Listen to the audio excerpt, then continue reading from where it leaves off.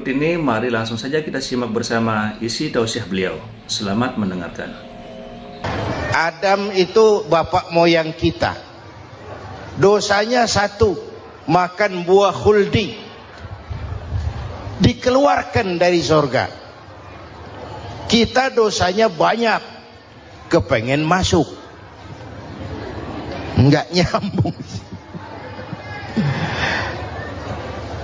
Hai Adam, dari tidak ada kamu saya adakan.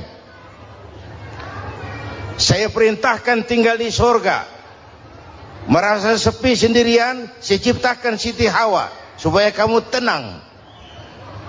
Kamu boleh nikmati semuanya. Ini boleh, itu boleh, ini boleh, itu boleh. Makan, makanlah yang kau mau. Minum, minumlah yang kau suka. Pakai, pakailah yang kau senang. Satu yang saya minta, jangan dekati pohon khuldi. Itu kau tidak sanggup, keluar. Diusir dari surga. Sujud Nabi Adam. Kata riwayat 40 tahun sujud. Membaca Rabbana zalamna anfusana wa illam taghfir lana wa tarhamna lanakunanna minal. Itu namanya istighfarnya Nabi Adam. Istighfar itu kan mengucapkan astagfirullah, basmalah, membaca bismillah. Jangan kayak teman saya disuruh banyak-banyak baca istighfar, benar-benar dia baca istighfar, istighfar, istighfar. Bukan itu maksudnya. Nah, maka salah satu amalan yang sangat dianjurkan di bulan Muharram ini memperbanyak istighfar. Tidak ada orangnya yang tidak. Ayo jujur, ini yang kumpul di sini semua, ada nggak yang nggak punya dosa? Yang merasa nggak punya dosa, ayo ke depan. Ada? Tidak ada. Setiap kita, entah kecil entah besar, sengaja terlupa, pasti mempunyai yang namanya khilaf dan salah. Dan Allah Tuhan kita bukan Tuhan pendendam. Allah Tuhan kita Tuhan yang ramah dan rahmah. Manusia, dosamu banyak, tapi ampunanku lebih banyak. Salahmu besar, rahmatku jauh lebih besar. Kau sujud di hadapanku, aku bangga melihatnya.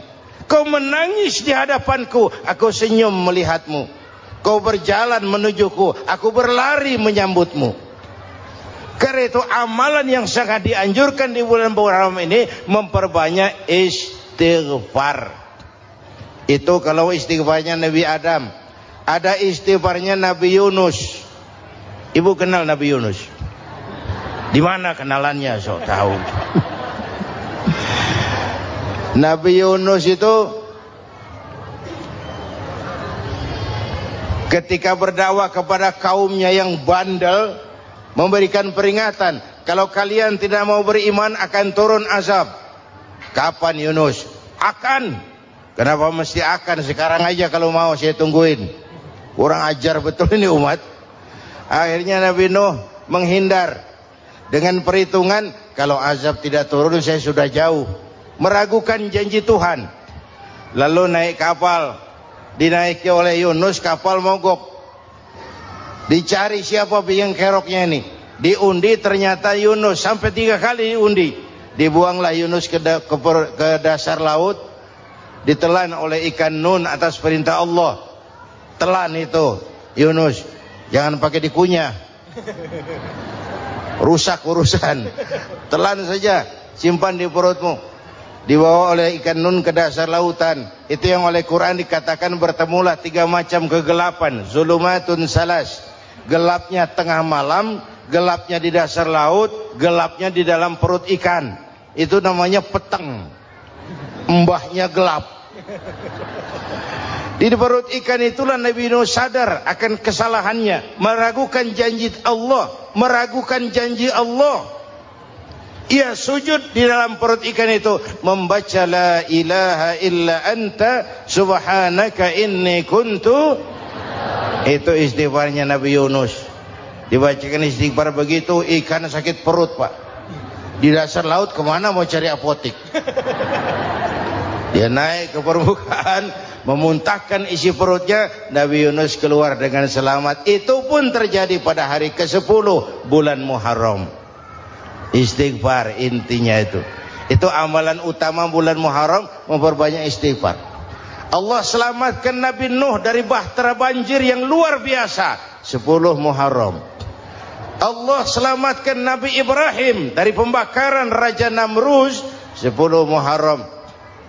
Setelah Nabi Ibrahim itu menghancurkan berhala-berhala, Abrahat pulang mau ibadah, lihat Tuhannya berantakan, marah besar.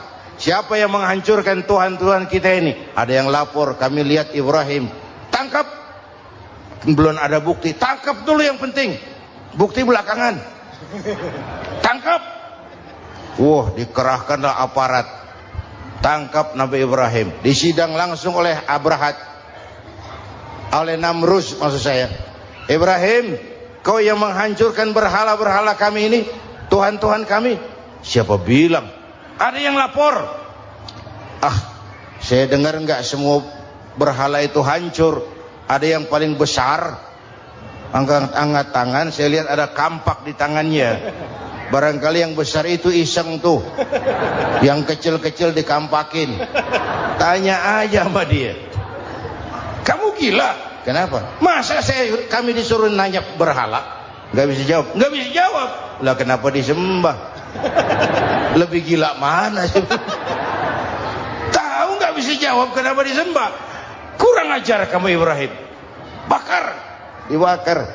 Ketika Ibrahim dilempar ke kobaran api yang menggunung, Allah perintah api, ya naru kuni bardan wa salaman ala Ibrahim.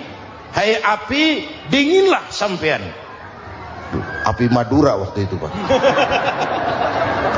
Hai api, dinginlah sampean, selamatkan Ibrahim. Api tunduk kepada perintah Allah. Ibrahim masuk ke kobaran api, selembar rambut pun tidak terbakar. Kenapa? Apinya tunduk kepada perintah Allah. Kenapa? Karena Ibrahim orang yang takut kepada Allah. Api tunduk kepada perintah Allah. Kalau kita baca ayat itu, masuk ke api, mateng. Sudah hadirin yang saya muliakan, oleh karena itu selamatnya Ibrahim dari pembakaran Raja Namrud itu pun pada 10 Muharram, Yaum Asyura, hari ke-10 dari bulan Muharram. Imedia. Bapak Ibu hadirin hadirat yang saya cintai, sebagian kecil tentang Nabi Adam, Nabi Ibrahim dan Nabi Yunus, tapi saya belum menceritakan tentang Nabi Nuh tadi. Mengulang kaji. Nabi Nuh salah seorang rasul yang masuk ulul azmi, 5 besar. Karena memang perjuangannya menggambarkan satu usaha yang ulet dan luar biasa. Beliau diberi umur 950 tahun. Lalu berdakwah selama 900 tahun. Sore, pagi, siang, malam. Dapat pengikut tidak lebih 80 orang. Rata-rata 10 tahun satu. Kalau saya minta berhenti aja jadi nabi, Pak. Ustadz mana masih mau buka pesantren? 10 tahun buka pesantren, yang nyantri cuma 1. Pedagang mana yang masih mau dagang? 10 tahun dagang, yang beli 1. Pimpinan partai mana yang masih mau kampanye? 10 tahun buka partai, yang nyoblos 1. Bangkrut. Umatnya bandel, kurang ajar, durjana, bajingan, tengik. Umatnya Nabi Nuh ini kalau diceramahi, telinganya ditutup dengan tangannya. Nabi Nuh akhirnya rekes. Tuhan, siang malam saya berdakwah kepada umat ini. Tiap kali saya sampaikan dakwahmu, mereka tutup telinganya dengan tangannya. Alergi dengar ceramah. Apa itu ceramah? Non profit. Saudara-saudara, jadi mau kamu gimana? Sudah Tuhan, habiskan saja orang kafir. Nanti kalau punya anak, anaknya pun kafir lagi. Lebih baik bapak moyangnya sikat habis. Biasanya kalau bapak kalong, anak kampret. Bapak nyolong, anak nyopet. Fotokopi gimana aslinya? Habiskan saja. Itu mau kamu Nuh? Iya. Oke. Nanti aku turunkan banjir Nuh. Buat kapal. Dengan apa saya harus buat kapal Nuh? Ya dengan kayu, kata Tuhan. Kayunya dari mana Tuhan? Ya dari pohon Nuh. Pohonnya belum ada Tuhan. Ya tanam dulu Nuh. Bikin kapal kayunya nanam pohon. Apa artinya? Perjuangan perlu kesabaran. Sukses itu ada prosesnya. Nggak bisa simsalabim abracadabra lalu kita mau sukses. Semua ada prosesnya. Walaupun kenyataannya begitu. Sukses banyak bapaknya, gagal itu yatim. Kalau kita sukses banyak yang ngakuin. Yang baru ketemu pakai manggil encing. Ketemu baru. Tapi sukses banyak bapaknya. Gagal yatim. Nggak ada yang mau ngakuin kalau kita gagal itu. Udah bikin kapal dengan kayu di tengah kampung, bikin kapal ini. Bayangkan di tengah kampung bikin kapal. Orang kafir makin menjadi-jadi. Lihat Nuh. Kenapa? Makin sarap. Bikin kapal di tengah kampung mau belayar kemana? Tuh lihat, kalau orang nggak tahu tujuan, mountain setengah jalan. Proses yang dinilai bukan finalnya. Ya kayak gitu kesimpulannya. Saya enaknya sendiri. Bikin kapal. Kapal mendekati selesai. Ini orang kafir rame-rame datang ke kapal Nuh. Mau apa? Buang najis. Sakit perut berangkat ke kapal Nabi Nuh. Nongkrong. Dapat 2-3 tumpuk pulang. Penuh lantai kapal dengan najis manusia. Inilah perjuangan. Bukan jalan raya lurus bertabur bunga di kanan kirinya. Banyak ondak dan duri, fitnah, caci maki, antipat, segala macam. Nuh. Ada orang tua dasar kafir, kurang ajar, sudah stroke berangkat juga ke kapal Nuh. Mau buang najis, pincang-pincang digotong orang. Selesai buang najis dia bangun, mau pulang, pegangan tiang kapal terpeleset, jatuh di atas tumpukan najis. Terjadi keajaiban, yang stroke-nya sembuh, lumpuhnya hilang, berangkat digotong-gotong pulang, jalan gagah sekali. Tapi orang kampungnya heran, ente sudah sembuh? Sudah. Berobat di mana? Kok begitu paten? Di kapal Nuh. Masih banyak.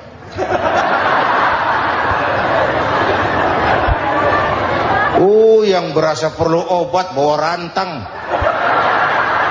Ambil bersih lagi geladak kapal itu. Sudah selesai Nuh? Selesai.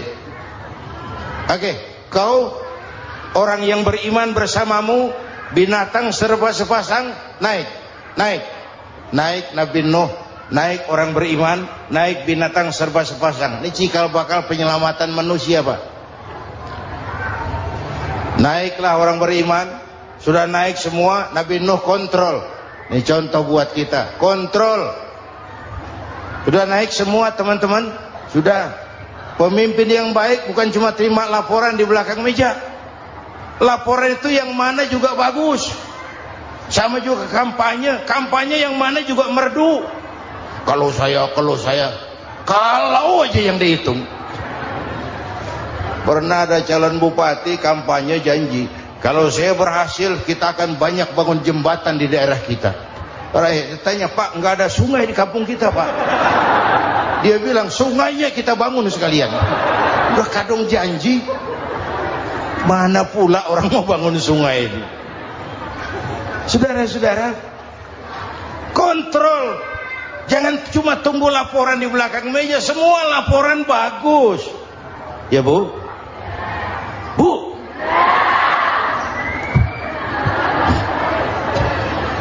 Nabi Nuh kontrol. Sudah naik semua? Sudah Nuh. Pulan bin Pulan naik. Naik Nuh. Paimin bin Tukijo. Naik. Kami lihat naik. Ada orang Jawa juga Kiai. Ada. Sudah kontrol. Kanan anak saya ikut nggak naik kapal? Kami tidak lihat itu Nuh. Nih, Kanan. Ini potret. Bapaknya aktif ke masjid, ibunya rajin ke majelis taklim, anaknya keleleran kemana-mana. Bukan di sini, di Prancis. Udah di sini insya Allah sama.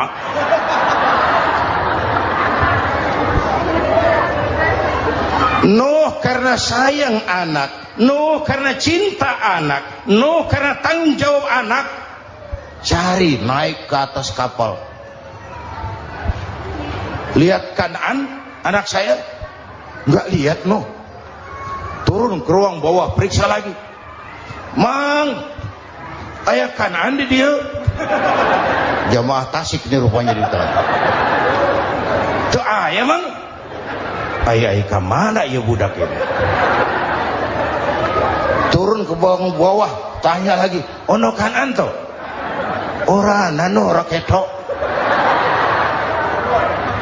Rombongan Jawa Tengah naik ke atas buritan. Dari buritan kelihatan ternyata Kanan tidak ikut naik kapal, kumpul di darat bersama orang kafir. Ini potret kita sekarang. Kumpul sama orang kafir, hanyut anak-anak kita, ditelan budayanya orang kafir, ditelan tradisinya orang kafir, ditelan pergaulannya orang kafir. Nuh karena sayang anak dari atas manggil. Dalam Quran dijelaskan itu.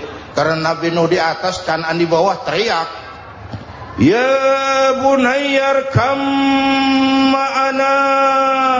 Begitu dalam Quran ayatnya. Cuma ini pakai gaya memanggil supaya kelihatan ke gambar, kira-kira Nuh manggilnya begitu. Ini namanya gaya dakwah Pak. Kalau ceritanya datar nggak menarik. Maka Nuh memanggil Kanan, ya bunayyar kam ma'ana. Kata yang dengar, ini gaya orang manggil, ya bunayyar kam ma'ana. Kanan kesini nak, naik kapal sama papi. Kata Kanan di bawah itu, nggak mau papi, John di sini saja. Kata Nuh, jangan nak, Allah sedang murka, akan turun banjir.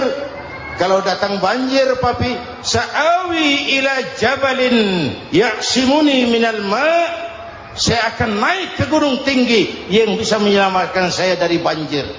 Kanan naik ke gunung, gunung dihantam banjir, Kanan mati sampai sekarang. Yang kelima, Nabi Musa, kisah Muharramnya ini. Lahir dalam kondisi yang sulit karena Fir'aun mimpi akan lahir seorang anak dari keturunan Bani Israel yang akan menghancurkan kerajaannya. Kata Fir'aun, sudah lahir belum anaknya? Belum.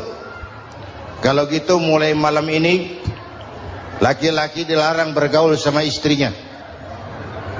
Semua perempuan hamil di bawah pengawasan negara. Mulai hari ini kalau lahir anak laki-laki terutama Bani Israel, penggal.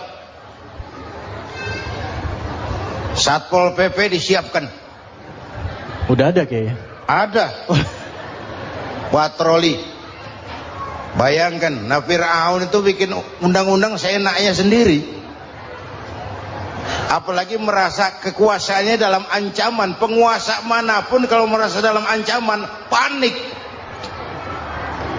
Padahal kekuasaan itu kayak harimau, makin lama ditaiki makin sulit turun. Kenapa? Karena macannya makin lapar. naik terus capek, turun dimakan harimau, serba sulit. Saudara-saudara, kalau kita mau belajar dari Pak Harto, saya melihat kekurangan Pak Harto cuma satu, terlambat berhenti.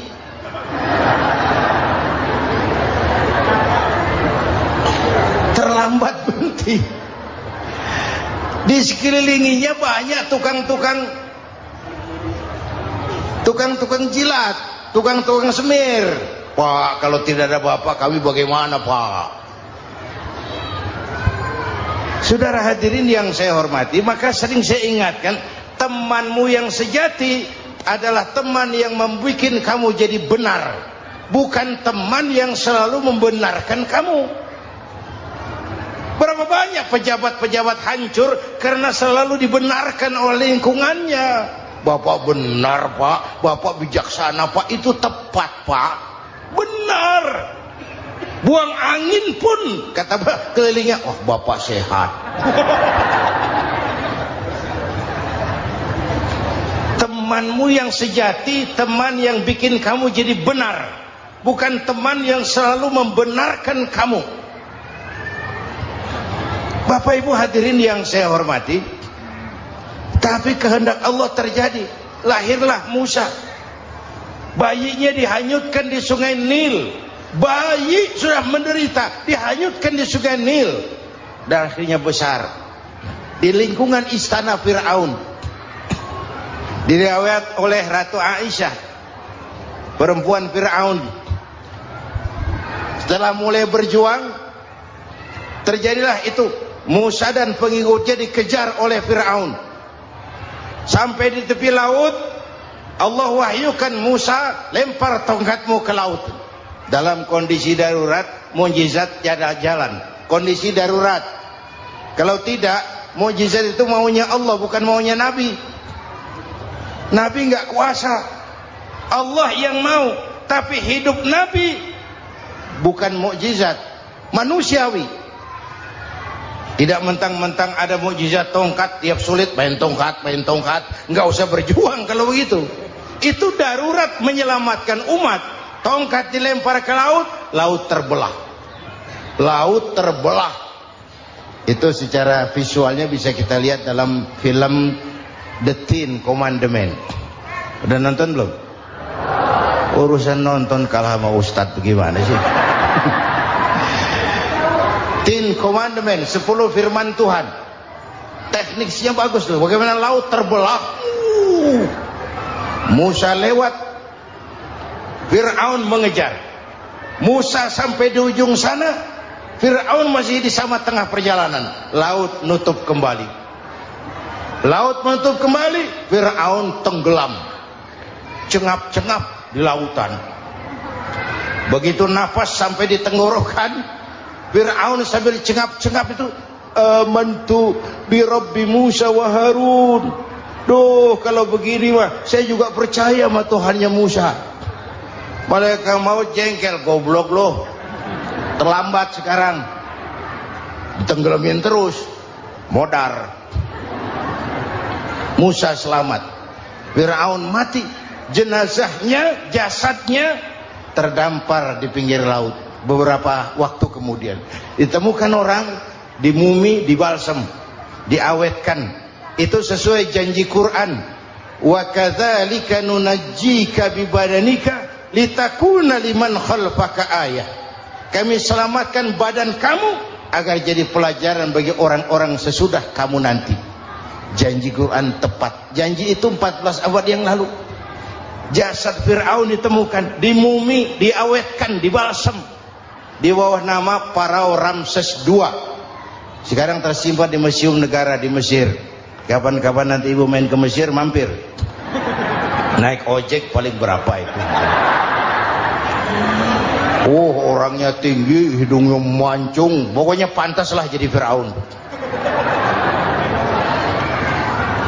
Selamatnya Musa di kejaran Fir'aun di ujung sana itu terjadi pada hari ke-10 bulan Muharram, yang oleh orang Nasrani diperingati dengan hari raya Paskah.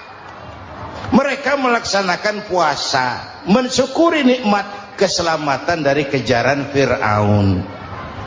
Makanya kalau kita ikut puasa di bulan Muharram bukan mengikuti syariatnya Nasrani, salah. Karena Nabi mengajarkan, itu sumbernya. Bukan ikutan sama ibadahnya Israel. Tapi memang agama ini kan merupakan mata rantai. Datang Rasul baru melengkapi Rasul sebelumnya, datang Rasul baru melengkapi Rasul sebelumnya. Mata rantai yang berkaitan. Setelah Muhammad selesai, selesailah tugas Nabi dan Rasul. Selesailah misi Nabi dan Rasul. Tidak ada Nabi lagi sesudah Nabi Muhammad. Itu harga mati, titik. Gak ada kompromi. Siapapun sekarang ini nggak datang ngaku jadi Nabi, wajib tidak percaya. Wajib tidak percaya.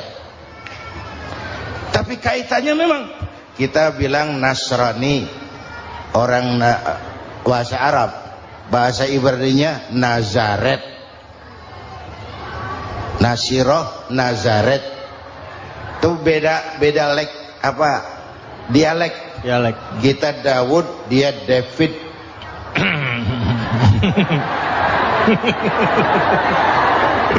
Ibrani. Kita Ali, dia Alek. Kita Sulaiman, dia Solomon. Kita Camat, dia Comot. ini yang ngomong ini comot sembarang. Imedia. Bapak dan Ibu jamaah yang saya cintai, pertanyaan pertama, hijrah qalbiyah. Ada hijrah badaniyah, hijrah fisik yang dilakukan Nabi dan sahabat dari Mekah ke Madinah. Itu hijrah badaniyah. Ada hijrah qalbiyah, hijrah hati. Dan ini yang kita perlukan sekarang. Karena refleksinya akan membias kepada alur kehidupan. Kalau hati kita mau berhijrah, fisik akan ngikuti. Hijrah dari tempat, dari malas ibadah menjadi rajin ibadah. Hijrah dari maksiat kepada yang ma'ruf, dari berpecah belah menjadi bersatu. Hijrah seperti itu yang sangat kita perlukan. Apalagi masyarakat ini paternalistik. Kita harus hijrah mental sekarang ini. Maka yang disampaikan tadi benar. Seorang ketua MK siap mengundurkan diri kalau terbukti anak buahnya terlibat suap. Itu walaupun siap, tapi sudah angin segar buat rakyat. Bahwa masih ada banyak insya Allah pejabat kita yang punya harga diri. Walaupun ada juga pejabat kita yang muka tembok, kulit badak, kuping kebo. Muka tembok, kulit badak, kuping kebo. Biasanya kalau kereta api tabrakan di negara-negara maju, Menteri Perhubungannya mundur. Di kita petugas palang pintu dipecat. Jauh sekali menteri sama petugas palang pintu. Subhanallah, sangat luar biasa tausiah yang sudah disampaikan oleh guru kita Al-Maghfurullah Kiai Haji Zainuddin MZ. Sahabat beriman yang dimuliakan Allah, tetaplah di channel ini karena masih banyak lagi hal-hal menarik yang akan disampaikan oleh guru kita Al-Maghfurullah Kiai Haji Zainuddin MZ. Maka dari itu tetaplah di channel ini dan mari kita lanjutkan kembali. Selamat mendengarkan. Yang benar-benar diadili yang krocok-krocok, kopral-kopral itu. Padahal hadisnya jelas, ar-rashi wal murtashi finnar. Yang nyuap dan yang nerima suap dua-duanya neraka. Kasus potret belakangan ini, yang nerima suap, yang diuber, yang nyuap aman, yang nyuap aman, yang korupsi pajak dikecil-kecilin, yang ngemplang pajak aman, padahal ngemplang pajaknya triliunan. Padahal dia sudah dikasih fasilitas oleh negara mengelola sumber daya alam negara yang artinya milik rakyat. Dia harus bayar pajak, uang pajaknya dikumpulkan bagi sebesar-besar kemakmuran rakyat. Itu tindakan merugikan rakyat. Karena itu betul, saya setuju, hijrah qalbi yang perlu kita lakukan sekarang. Hijrah hati. Kita ini bangsa Indonesia, nah, seperti timnas. Timnas sekarang anak-anak muda sudah berani pakai baju PSSI. Iya. Kenapa? Menang. Coba kalau kalah terus, nanti menang. Tapi bangsa Indonesia itu memang seperti timnas, namanya kesebelasan. 11 orang. Walaupun ada pemain bintang ya ada presiden, gubernur, menteri, itu bintang-bintang. Tapi bintang baru ada artinya kalau dibantu 10 pemain yang lain. Cristiano Ronaldo. Siapa itu? Penyerang tengah Real Madrid. Bintang. Lionel Messi. Siapa lagi itu? Barcelona. Bercelana.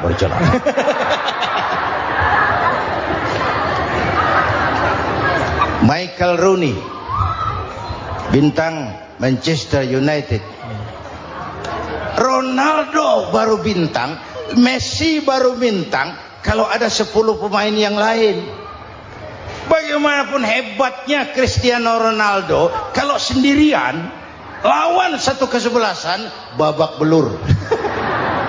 Itulah kita, bangsa Indonesia, kita satu kesebelasan, harus saling memperkuat. Ada bangsa kita ini yang jadi jaksa, ada yang jadi hakim, ada yang jadi polisi. Itu posisi penyerang tengah, kiri luar, kanan dalam, back, striker, kiper, posisi. Tapi sadar kita satu kesebelasan, Bung. Jangan bikin gol ke gawang sendiri. Kalau punya bola bagus, operan dong sama temannya. Yang bisa menciptakan gol, operan. Ada yang jadi pengusaha besar, bagus boleh. Punya untung besar, operan. Kasih masjid, kasih pesantren, operan. Ini kesebelasan kita kalau punya bola pelitnya setengah mati, Pak. Nggak mau ngoper. Bawa sendiri, mending bikin gol. Enggak. Kita ini satu kesebelasan. Satu sama lain harus saling memperkuat. Bahwa ada penyerang tengah, itu si posisi. Tapi kalau memang peluang memungkinkan, ayo dong operan. Saya iri sama kesebelasan Nasrani di Indonesia. Mereka kalau punya bola operannya cakep. Gereja cepat selesai, rumah sakit Kristen cepat selesai. Kenapa? Operannya bagus.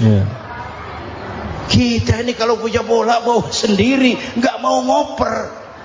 Maka masjid nggak selesai-selesai. Madrasah banyak yang bocor. Rumah sakit Islam kalah bersaing. Kenapa? Operannya berat. Ayo menyadari kita ini timnas, satu kesebelasan. Jangan menjegal kawan seiring, kawan sendiri dijegal. Sudah musuh terlalu kuat, gawang sendiri dijebol. Akhirnya terbalik kita ini. Ujian terberat telah diberikan Allah kepada para anbiya. Kemudian para aulia, kemudian para ulama. Summal amsal fal amsal, ke bawah dan ke bawah, diuji setiap orang menurut kekuatannya berpegang kepada agama. Karena anak Melayu bilang, kalau takut dengan ombak, jangan berumah di tepi pantai. Kalau takut diterjang ombak, jangan berumah di tepi pantai. Kata ibu tadi, mau jadi pohon tinggi harus berani ketiup angin. Makin tinggi pohonnya, makin keras anginnya. Takut angin, jangan jadi pohon tinggi, jadilah rumput. Nggak ditiup angin, tapi diinjak kebo. Apa yang nggak ada resikonya? Apa yang nggak ada resikonya?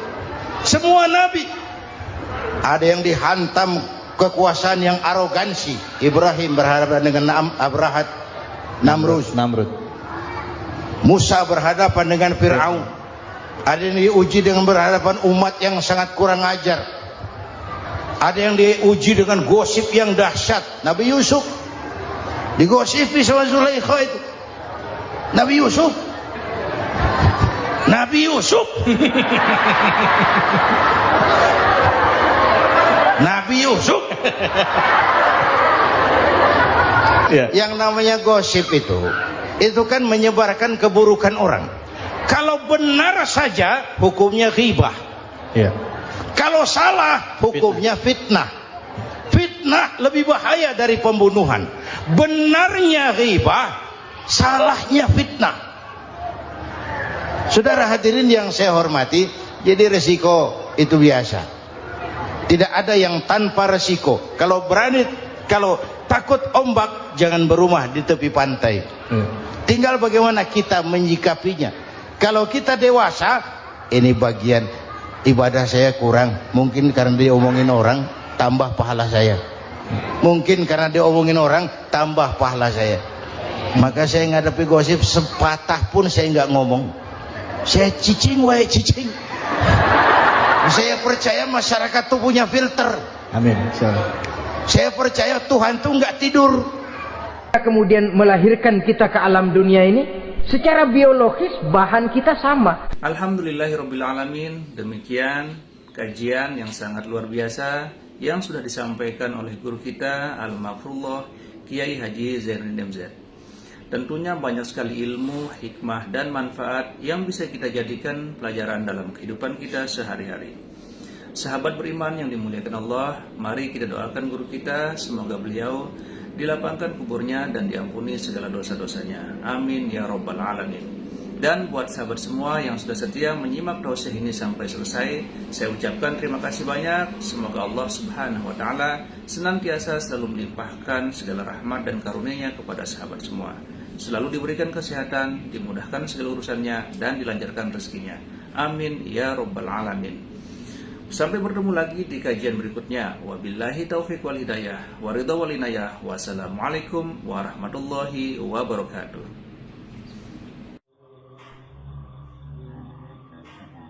Setelah kita mendengarkan bersama kajian yang sangat luar biasa dari guru kita Al-Maghfurullah Kiai Haji Zainuddin MZ, sekarang mari kita lanjutkan aktivitas kita masing-masing.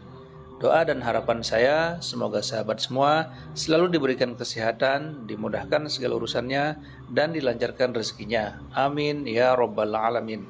Sampai bertemu lagi di kajian berikutnya. Wabillahi taufiq wal hidayah. Wassalamualaikum warahmatullahi wabarakatuh.